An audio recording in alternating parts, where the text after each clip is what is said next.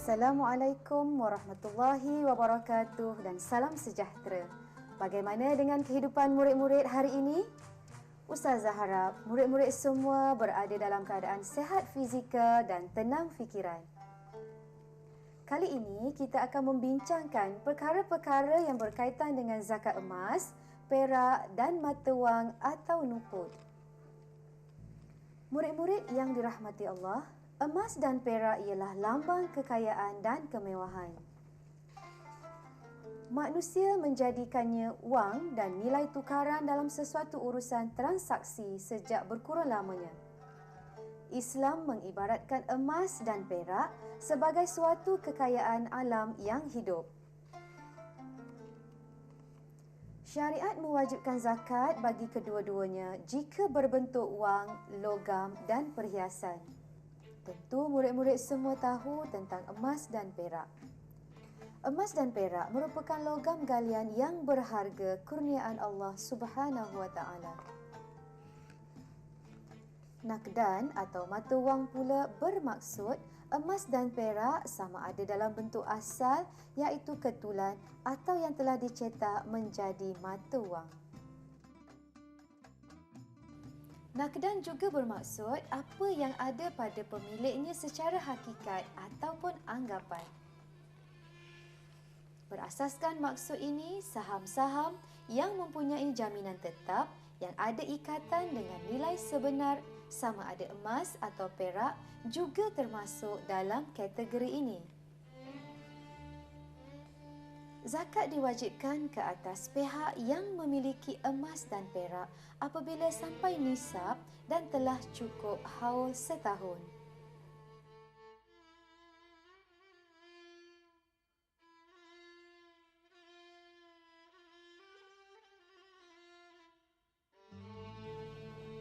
Murid-murid, emas dan perak yang dikenakan zakat ada beberapa jenis. Berasaskan maksud nakdan yang telah dinyatakan sebelum ini, maka jenis-jenis emas dan perak yang dikenakan zakat ialah: pertama, dinar emas, dirham perak dan apa yang menggantikan tempat keduanya yang dicetak menjadi mata wang iaitu wang kertas atau shilling dalam urusan jual beli. Kedua, emas dan perak dalam bentuk ketulan. Ketiga, potongan emas dan perak yang dijadikan peralatan atau perhiasan.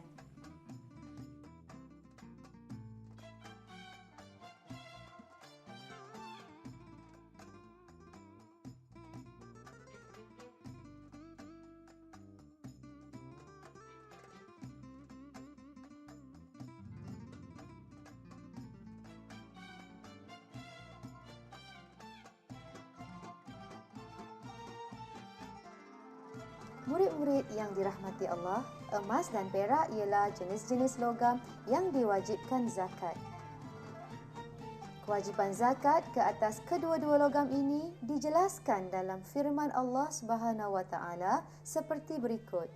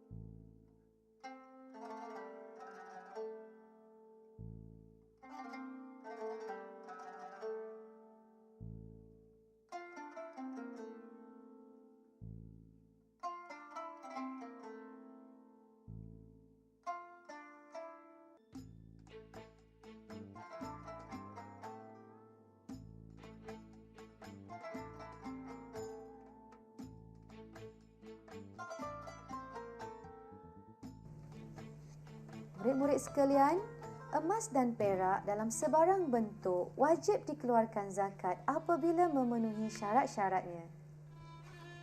Syarat-syarat khas bagi kewajipan mengeluarkan zakat emas dan perak adalah: pertama, cukup nisab. Nisab bagi emas adalah 20 mithqal atau 85 gram atau 25.23 mayam.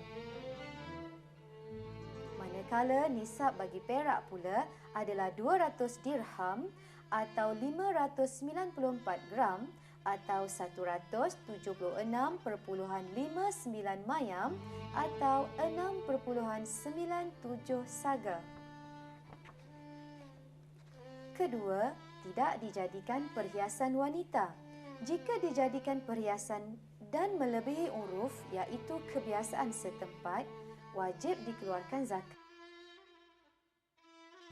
Murid-murid, apabila nisab emas dan perak telah cukup ataupun lebih daripada kadar nisab serta cukup haul, maka wajib mengeluarkan zakat sebanyak 2.5% atau 1/40.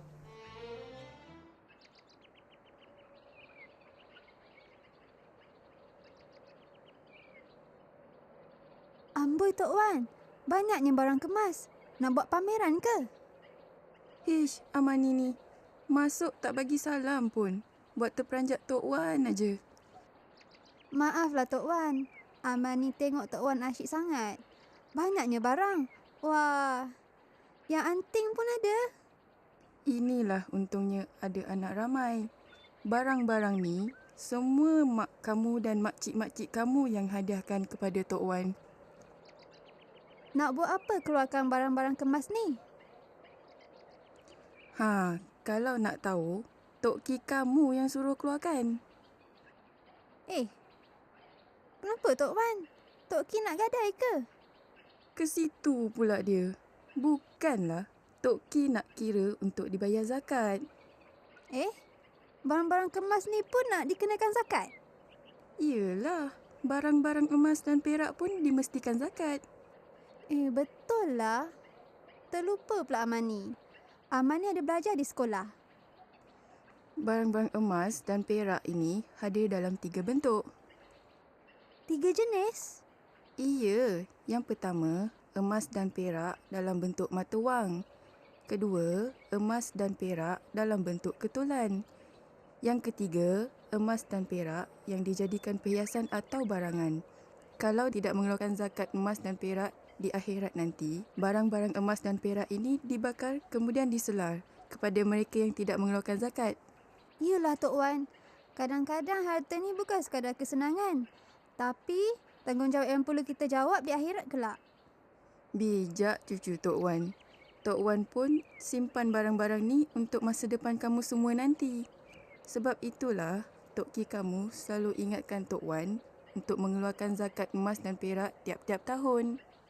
Selain emas dan perak, mata wang perlu dikeluarkan zakat kan Tok Wan? Iya, sebabnya mata wang walaupun ada diperbuat daripada kertas, boleh digunakan sebagai urusan jual beli, seperti juga emas dan perak. Berapa agaknya zakat wang simpanan Amani tahun ni ya? Senang aja. Ambil buku simpanan kamu tu, nanti suruh Tok Ki kamu kirakan. Baiklah, Amani pergi ambil ya. Iyalah. Bagaimanakah pengiraan zakat emas ini dilakukan?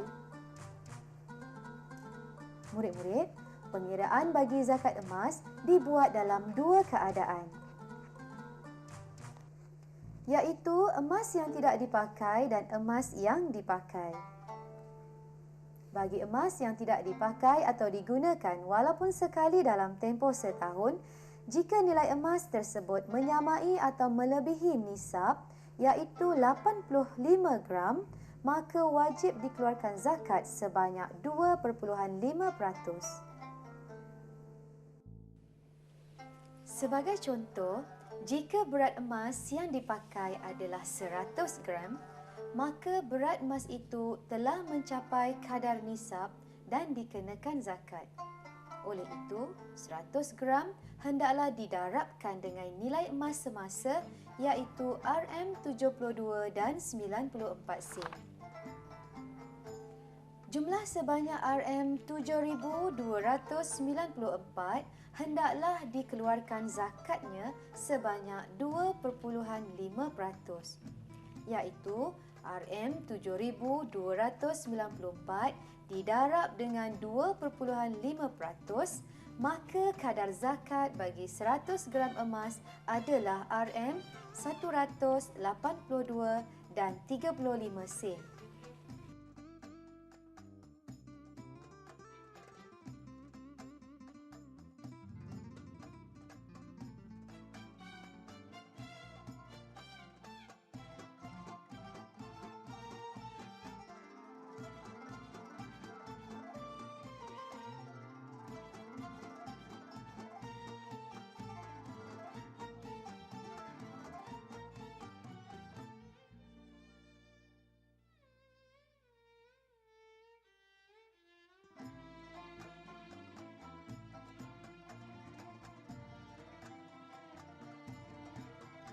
Murid-murid, emas yang dipakai sebagai perhiasan jika tidak melebihi uruf tidak dikenakan zakat. Tetapi, jika emas yang dipakai sebagai perhiasan melebihi uruf, maka diwajibkan zakat dengan kadar 2.5% atas lebihan daripada nilai uruf. Nilai yang diambil kira ialah nilai semasa emas sahaja, iaitu tidak termasuk batu permata. Sebagai contoh, jika berat emas yang dipakai adalah sebanyak 250 gram, nilai uruf emas adalah 150 gram, maka nilai berat emas 250 gram hendaklah ditolak dengan nilai uruf emas semasa iaitu 150 gram. Jumlah tersebut iaitu 100 gram hendaklah didarabkan dengan nilai emas semasa iaitu RM72 dan 94 sen. Jumlah sebanyak RM7,294 hendaklah dikeluarkan zakatnya sebanyak 2.5%, iaitu jumlah RM7,294 didarab dengan 2.5%, maka kadar zakat bagi 100 gram emas adalah RM182 dan 35 sen.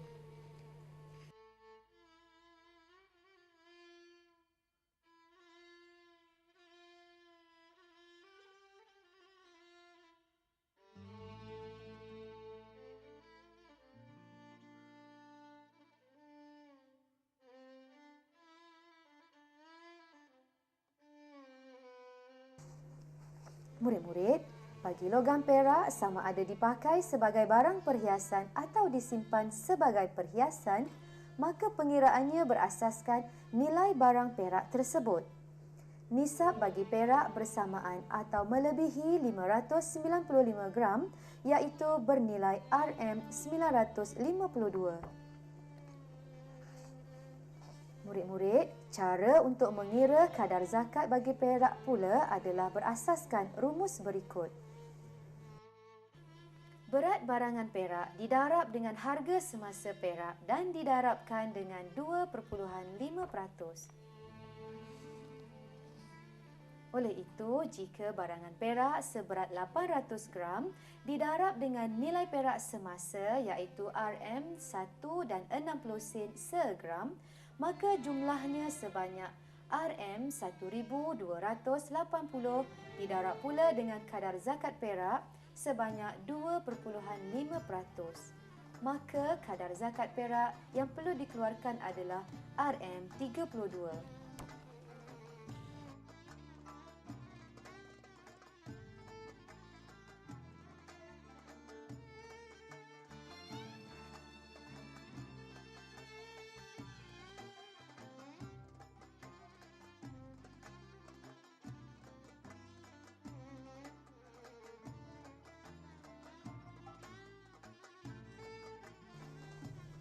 Murid-murid, zakat mata wang dikenakan apabila mata wang telah mencapai nisab iaitu 20 mithqal bersamaan 85 gram emas, maka kadar zakatnya 2.5%.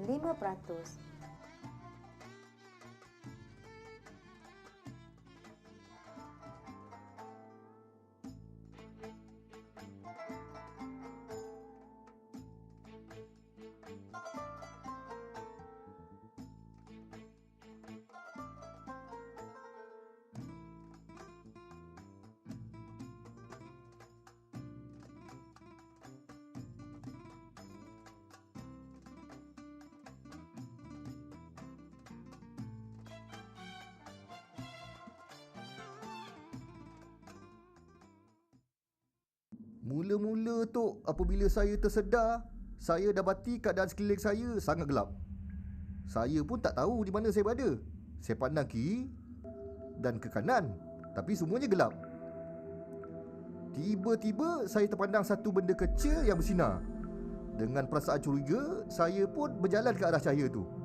Rupa-rupanya, cahaya tu datang dari seketul emas yang bersinar. Saya pun apa lagi? Dengan seronoknya, rezeki terpijak kata orang. Tapi tak berapa jauh dari situ, saya nampak lagi satu ketulan emas.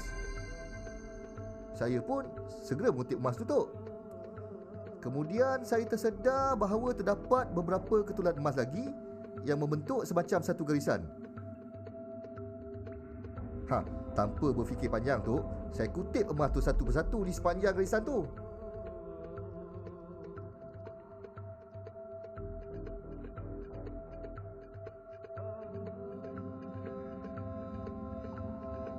Kutip punya kutip, rupa-rupanya garisan ketulan emas tu membawa saya ke satu timbunan emas yang banyak.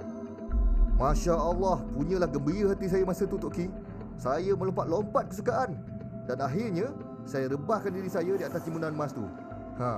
Sambil berbaring-baring tu kan, saya berangan-angan apa nak buat dengan emas yang bertimbun tu. Tiba-tiba keadaan bergegar macam gempa bumi.